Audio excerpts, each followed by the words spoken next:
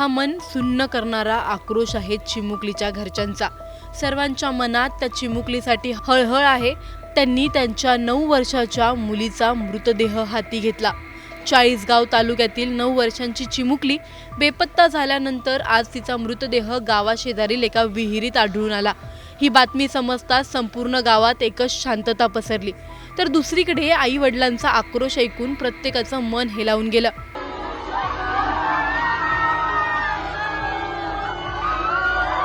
तीन दिवसांपासून सुरू असलेल्या शोध मोहिमेचा हा दुःखद शेवट झाला।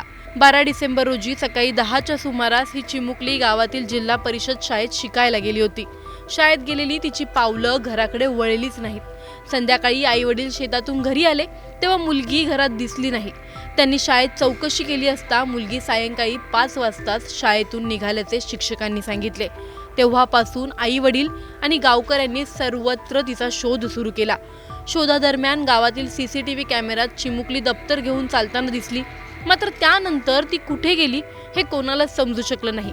थोड्याच वेळात गावालगतच्या शेत शिवारात तिचं दप्तर आढळून आलं।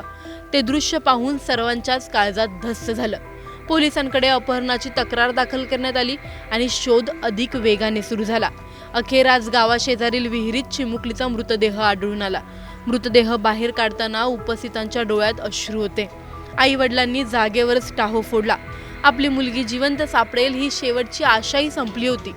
तिच्या आई वडिलांची प्रतिक्रिया मन सुन्न करणारी आहे।